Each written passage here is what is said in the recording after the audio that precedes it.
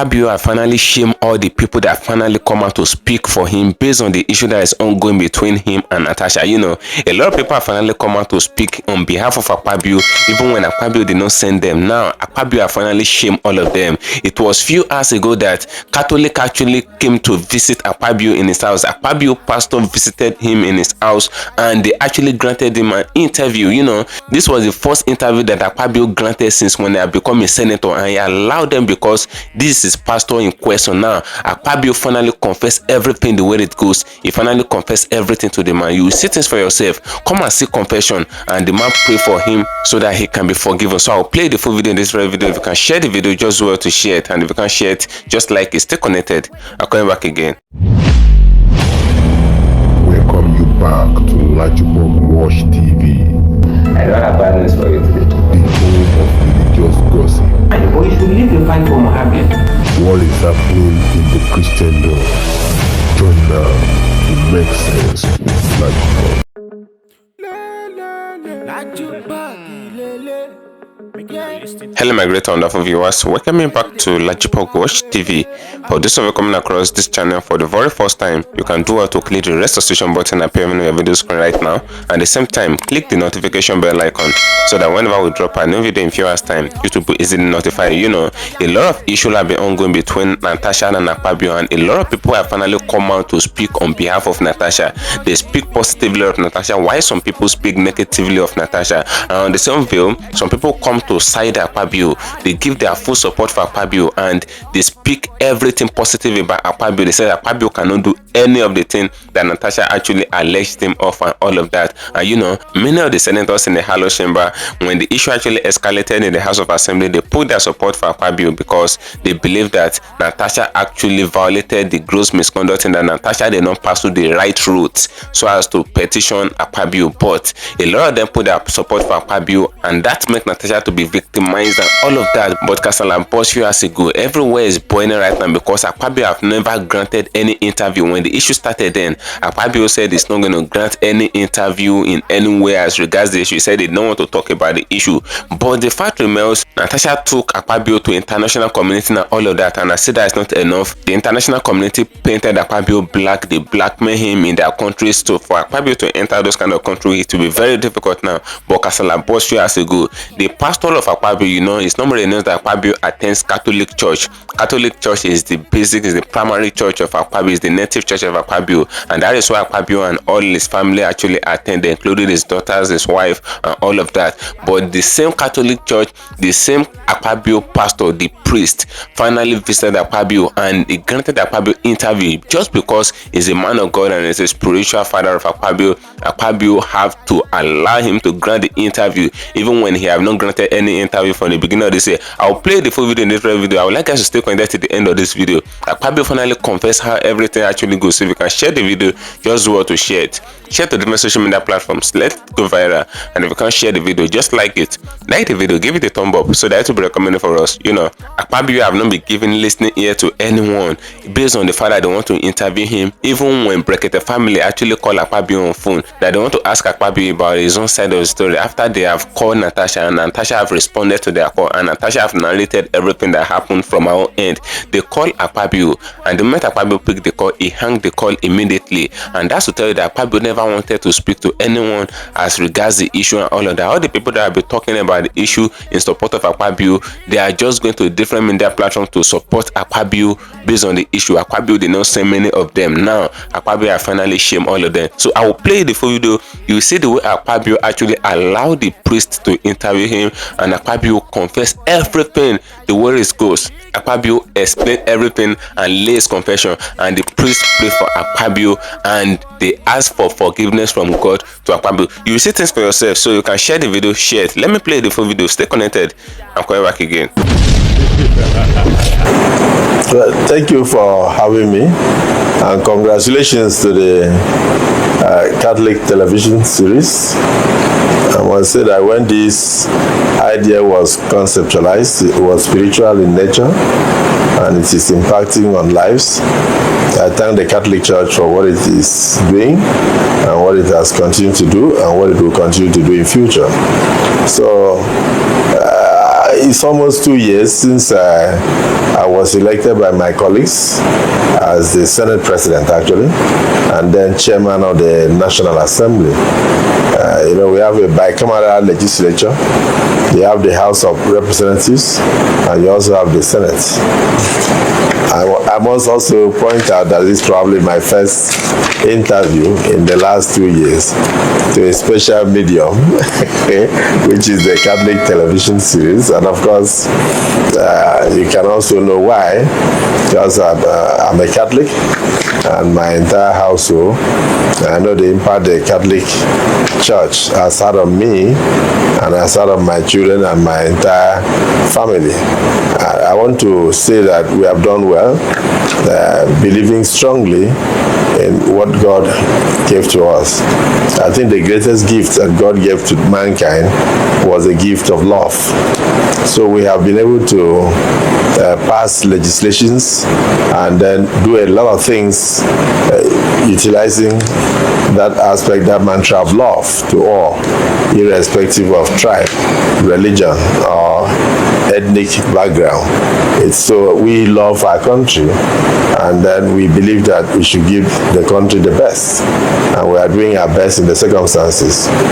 We undertake oversight functions in addition to lawmaking. We also have the singular responsibility of approving and clearing screening political appointees to different offices. Sometimes people tend to misunderstand. When the president says, I want to work with Mr. A, our job is to see whether Mr. A is fit and proper to work with Mr. President. It's not our business to choose somebody for the president. So where he sends in a list and we are able to return the full list, it means we found the nominees worthy of the positions that they are going for, and automatically we clear them. That is not rubber stamping. Then where we are not able to clear them, people should not take offense and think that the Senate President does not like me, because sometimes it's not every list that comes to us that goes complete. There may be one or two people with question marks, and some of them may be just security. Some could also be certificate problems, and some could just be merely petitions which we need to clear before we can screen and successfully confirm such a person as fit and proper for appointment. And then in terms of legislation, we've churned out a lot, and we are also having different ad hoc committees on constitutional amendment, on electoral reforms, and of course trying to reject the previous laws to come in tandem with current realities. The era we are in now is the era of artificial intelligence. So cybersecurity is also part of our priority, and then we are doing that. And we have able hands in the Senate, and we have been able to stabilize the Nigerian Senate. I think it's one of the most stable Senates since we started in 1999. Very, very stable, and we are bonded together irrespective of political lines, which again is an attribute of God, which is loving one another without minding political parties. And so it's been a wonderful time for all of us, and I think Nigerians have benefited a lot from what we have been able to do so far. Okay, Your Excellency, sir, how have you been able to maintain this stability in the Senate in the face of distractions? And because of course this office wouldn't have come with it, would have come with so much on your shoulders. How have you been able to handle all this? Well, my background, I'm a lawyer by profession. I'm a Catholic by faith. I'm a believer in the oneness of Nigeria, and I also believe that irrespective of religion, we should love one another. I've had a lot of experience also. As a lawyer, I worked in the telecom industry also. I practiced law. I was at the time a managing director of a fixed wireless telephone company. I was also privileged to work as a commissioner for about 6 years. I was lucky to be a governor for about 8 years. I was elected twice by my people. And people describe that era as the era of uncommon transformation. And of course, I left a lot of footprints behind, which of course is a mark of godliness, because there is no way you can go into a place as a Christian and then you don't remember that even if you are on the pulpit, your job is to preach the gospel and turn lives and change lives. Your job is not to steal the pulpit, because if the previous preachers had stolen the pulpit, you would have had none to preach. I always like to say that. But also, if when I was a governor, I used to tell my local government chairman that if you walk in the pulpit, you can eat from the pulpit, but you must not steal the pulpit, so that others coming can also do the work. So it's been easy for me because of the experience I've had. I've been a minority leader of the Nigerian Senate, so I've had the experience of being on the other side.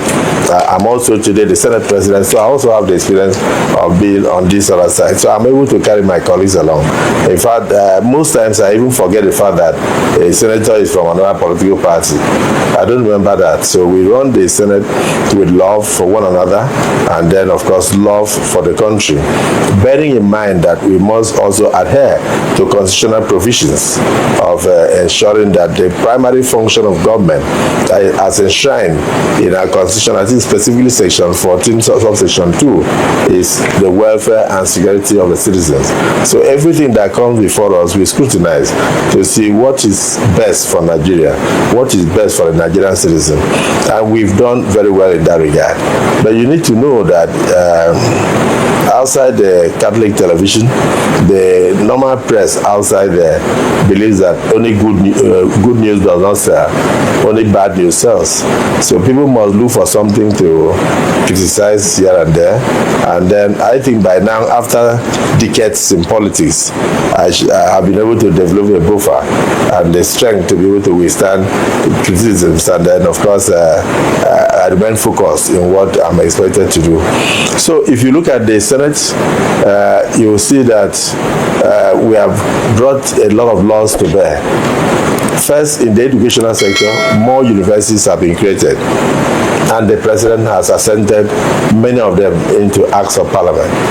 And so from colleges of education, universities of education, universities of technology, universities of agriculture, because of course you have to diversify the Nigerian economy, and then of course the normal universities, and some of them very specialized. For instance, the one in Ogoniland is a university that is dealing with environmental studies, mostly University of Environmental Studies. And then you go down to some in Laju and others, you see major areas of agro-allied studies and of course humanities that are being done. So the most innovative of all is the introduction of NERFund. That is the National Educational Students Loan Scheme. It's an amazing innovation. If this was available in my time, well, a lot of people that ended up in the motor park would not have been there, because they would have had an opportunity to go out there and get a loan to further their studies. So this particularly touches the less privileged in the society and touches the poor. And as I speak with you now, I believe over 50,000, more than 100,000 students have already benefited from the scheme, and more are going to benefit. A lot of money is being spent. Over 500 billion has been sunk into the scheme already, and this will help the poor people in the society to obtain higher education and then better their lives in the future. So this government is thinking of the next generation in terms of the kind of innovation. Of course, in the area of ICT, we've done very well. In the area of cyber security, we are looking at it, and we've even gone ahead to begin to think of AI, artificial intelligence, which of course is something that the future will focus on. And I believe strongly that we are on course. And very recently also, we looked at the way and manner that things are being distributed to different segments of the society. We realized that when we do something like this school feeding program or empowerment programs and all that, if you send a lot of items to a state, if the state is PDP, for instance, it will go to mostly PDP beneficiaries. Then if the state is APC, most likely, majority of those who will benefit will be APC faithfuls. So we thought of how do we bridge the gap so that things can be distributed in a way that has nothing to do with political affiliation. And that is why we brought up the idea of regional development. So regional development, we have churned out about 5 new laws to make out, to bring about, development to spread to states irrespective of political lines. So we have created the Northwest Development Commission. We have created the North Central Development Commission. We have created the Southwest Development Commission. We have done the Southeast Development Commission. I'm very particular about that because that is something I believe should have been done immediately after the war. That commission should have existed in order to address the imbalance in terms of the destruction that the South is suffered during the Civil War. But now, nobody is teaching history in universities. So I think a lot of children who are just 20 years old are not aware of what happened during the Nigerian Civil War. So, and then we also have the South-South Development Commission. So with those commissions, we hope to touch all segments of societies. That is not, it's an addition to what the state governors are able to do. And this one will be like a federal government decision, which has nothing to do with which political party is in this state or the other state. And a lot of universities of agriculture are being established and all that. So then the Senate on its own has also done well in terms of oversight. We've been able to work closely with the security agencies through our committees in charge of financial crimes. Monies are being recovered, and then we are putting procedures to ensure that those things are well utilized, not just being recovered, but well utilized for the benefit of the people. And we are also counselors, not just to state governments, but also to the federal government. So we also advise, and in some instances, some of the motions that you see us bring about are motions that impact directly on the people. Even though sometimes some people misunderstand, they go for the sensation instead of the reality. I recall the first motion that shocked me was the motion on the electricity tariff. When they wanted to increase the tariff, we said no, that it is not yet time. We have not settled the issue of minimum wage. So how can we increase tariff? And so we went against it. And then towards the end, a senator now said additional prayer. And I said, go ahead. And he said, the poor should be allowed to breathe. I said, is that your additional prayer? And he said, yes. So I said, is any seconder? And somebody said, yes, sir. I thought the person was going to amend the prayer, but he said, I second the motion that the poor should be allowed to breathe. I dropped the gavel that the poor should be allowed to breathe. People forgot that we had just stopped the idea of increase in electricity tariffs on the ground that we had not settled the issue of minimum wage. And we had not yet settled the issue of the suffering in the society. And now we can inject money into the society and then bring things to ameliorate the suffering before thinking of hiking electricity tariffs. They forgot about that, and they went on that and said, how can the Senate say that the poor should be allowed to breathe? That means the Senate is mocking Nigerians and all that. All my explanations fell on deaf ears because, of course, with the evolution of social media, you can imagine they did all sorts of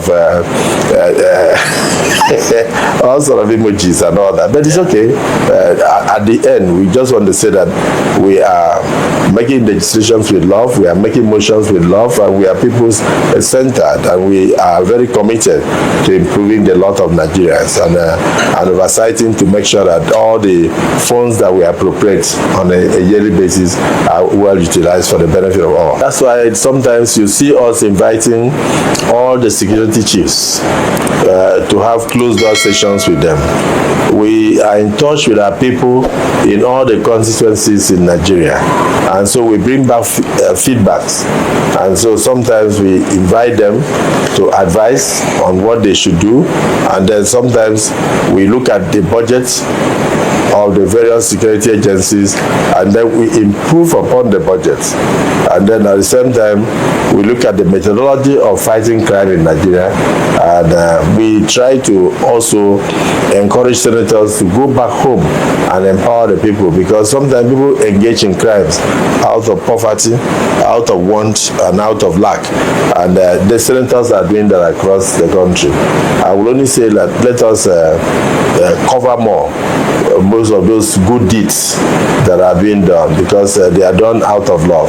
So this is no longer a time where the National Assembly will have those things and then take them to Alaba market or to Aba and sell them without the people seeing them. Today you can actually see people getting very excited and getting all sorts of empowerment materials and all that. So those things will also reduce crime in the society. And then of course we have also taken a lot of motions on areas where we have witnessed insecurity here and there, and because security is not something you discuss in the open, so we've done that so many times by inviting people. And we also have ad hoc committees that go to communities to go and settle issues. We do that once in a while, and I can tell you that it is working. And again, you must also know that security is everybody's business, and most especially the Bible tells us that if the Lord does not watch over the house, the watchman labors in vain. So what it means is that we must also pray. When I was the state governor, I encouraged monthly prayers in my state to hand over the state to God for his mighty protection, for his mercies to abound with us. And then sometimes people ask me and said, Your Excellency, in spite of all the prayers you call every week, every month, we still have issues of kidnapping and all that. And I told him, I said, what if we were not praying? What if we were not praying? If we are praying so much, because prayers can never be too much, prayers can never be enough. If we were not praying, don't you think we would have had volcanic eruptions? If we were not praying, don't you think that the society may not even have existed? If we're not praying, we'll even be able to walk on the street without being shot. So I will encourage Nigerians to hand over the country into the hands of God through prayers. I will encourage that no matter what we do, no matter the security architecture, we have encouraged the idea of recruiting more policemen, recruiting more people into the armed forces. We have encouraged the idea of creating more cantonments, creating more brigades, and creating more police stations and all that. Even as senators, like in my senatorial district, I have 10 local governments. I'm building about 10 police stations for them. And where there is an existing police station, I build quarters for them. And I will soon commission them. So we are doing all those things to improve the lot of the police. And we are providing vehicles for them for patrols and all that. But above all, we must pray. We must pray, because if God does not look after Nigeria, Nigerians will pray in vain. Your Excellency, as a practicing Catholic and Senate President, it's obvious that corruption has been a major challenge in the country today. What are you doing to help in integrity and sincerity and accountability in governance? Well, I can tell you that in 1959, before the British authorities handed over to Nigeria, and the last Governor General of Nigeria, when he was handing over to Tafawa Balewa, he put in a paragraph there that the greatest problem of Nigeria was corruption. That was 1959. It means corruption was in existence when Nigeria was born on 1st October 1960. So we can only minimize corruption. We may not be able to totally eradicate corruption in the country, but we have been able to minimize it. And it's not so prevalent as you are looking at. On a daily basis, People are doing plea bargains here and there. You may not see the Economic and Financial Crimes Commission doing media trials as they used to do in the past, but a lot of things are being recovered. I would like to state clearly that at no time did I ever attempt any sexual harassment on the said distinguished Senator Akpabio or any other woman for that matter. I and my siblings were raised very well by my late single mother. What are you doing to help in integrity and sincerity and accountability in governance? And the idea is also to ensure that at the home front, the Catholic families, Christians, Muslims alike, must also inculcate in their children habits that would discourage corruption. Because our Bible tells us that you teach a child the ways of God, and when the child grows up, the child will not depart from those ways. And one of the things that we know, one of the tenets of Christianity is do not steal, and do not kill. So, and then of course, love one another as you love thyself. If you love somebody, you will not kill that person. You will not harm that person. If you love your country, you will not wreck your country through corruption. When I was a governor, I keep referring to it. I know that people said, oh, how come you are doing so much in Niger Delta? Never seen before. Is it corruption that caused the past governments not to do? I said, no, it's not corruption, it's love. If you love your people, you give them the best infrastructure. If you love your people, you bring the money that is meant for them to develop them. You put the infrastructure on ground for them. And then you must also remember that there is posterity. And you must ask yourself, what will I be remembered for? Is it for acquiring wealth that is all ephemeral? When you close your eyes, you don't know where you are going. If you're a good person, you are going to heaven. If you're a bad person, you are going to hell. And everything is on earth. And we will not take a single thing away. Even if you have 50 houses, they are all going to be here. You understand what I'm saying? So what I think is that families have a responsibility to inculcate Christian values in their children in order to reduce corruption in the society. The same way the Senate has a responsibility to oversight most of the functions of government functionaries in order to ensure that corruption is reduced to the barest minimum. And we are doing that. And we pray that God will help us to reduce corruption. We have to have total ethical reorientation in the country, so that people can be held accountable for their deeds. And at the same time, people should think of what can they do for their names to remain permanently in the annals of history, and particularly in the hearts of the people they govern, and not necessarily how much they can load in their pocket, because those things, when you go, will not go with you. Definitely they will be here on earth. So again, it comes back to what? Christendom, Christianity. It comes back to the Bible. It comes back to the Quran. Teach your children. It starts from the home for corruption to be reduced in Nigeria. And families must teach their children the right etiquettes in order for Nigeria to be better tomorrow. Thank you for staying connected, my great and wonderful viewers. You can hear everything that was said in this very video. A lot of people have been thinking that Akpabio have been lying as far as the Natasha issue is concerned.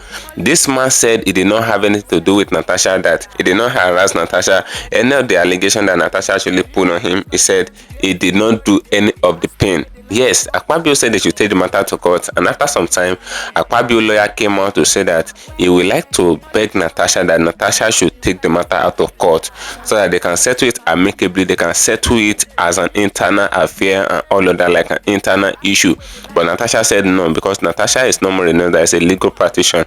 Natasha said no, that the matter is in court, that the matter should remain in court, because the main reason why Akpabio lawyer can come out to say that he did not want the matter to be a court matter again. This is a lawyer talking talking on behalf of Akpabio, he said he will advise Akpabio that Akpabio should even take the matter out of court. That's to tell you that the lawyer is already thinking about defeat. The lawyer is already thinking that Natasha have every necessary evidence, because Natasha came out to say to the general public that her evidence is top notch, that if they're thinking that she did not have evidence, that they are already big liars and all of that, that if they're thinking that she can allege Akpabio without an evidence, that all of them are big liars. Now, Natasha said something back then in Chinese TV. She said she will not provide any evidence until the matter is being investigated. And now they're trying to start the investigation of the matter now, and the lawyer of Akpabio is already scared, and he's already advising Akpabio to take the matter out of court, to plead with Natasha to take the matter out of court.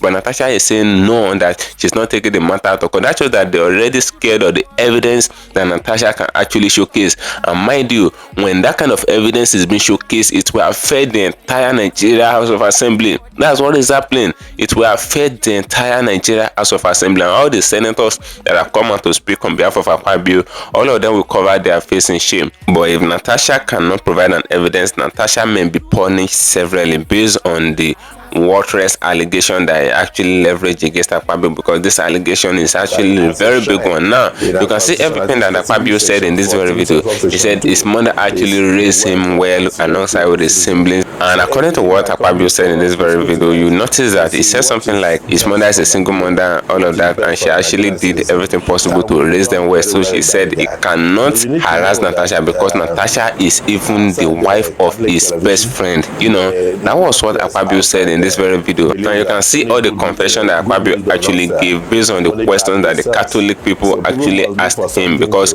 all those interviewers actually come from Catholic. You can hear it from Akpabio mouth. You can hear Akpabio saying it himself that the Catholic is what he actually respects. That is why he's trying to grant that interview, because since he has become the Senate president, he have not granted any interview. Even when the Natasha show actually started, and a lot of people were thinking that Akpabio will come to the live television and speak about the issue. Akpabio never appear in any live television. He never come out to speak about the issue. He never say any single thing about the issue. He did not give his attention to any press. He did not give his attention to any media house. Chinese television couldn't invite him. Arise TV couldn't invite him. Even when Bracket the family actually put him on call that he should tell Nigerians his own side of the story. That was when Bracket the family called Natasha, and Natasha responded to the call, and he spoke to them as regards the issue, and he narrated her own part of the issue. That was after they called Akpabio, and Akpabio picked the call and he hung the call on them. And when they tried to call him back, he did not respond to the call. And it was few days after that Akpabio came out to say to the general public that the family is not a national TV and it's not a national radio station and all of that. That's a private sector. So Akpabio actually reduced and ridiculed the family. So that's to tell you that Akpabio never wanted to speak to any press, never wanted to speak to any media house, he never wanted to speak to Nigerians as far as the harassment issue is concerned. It was Natasha that had been moving around talking about the issue because she felt victimized and she felt cheated and she felt left alone. That was what happened. Now Akpabio gave his attention to the Catholic family and they asked him series of questions. You can see the intellectual questions that these people actually asked Akpabio in this very video. Those people asked the question that they ought to ask, but there are some questions that they fail to ask, and those are the things that Nigerians are asking them because they expected them to ask some kind of deeper question than they ask, since they have the opportunity and they have the attention of Akpabio in that very interview. Now, drop a comment in the comment section of this video. As I'm gonna there to get another channel for you and share, follow me on my social media handles on Facebook at LAJUPOG TV and LAJUPOG Entertainment, and on Instagram at LAJUPOG. Guess what, guys? See you in my next video. And bye for now. I see the hot for my body, I say make I yarn you. Religious cause plenty day for body. Pastor with the line on top, be pastor. For LAJUPOG Watch TV. Pastor with the back, where. Politician with the do pass himself. Corrupt leader. Why you waiting for church? All as LAJUPOG Watch TV.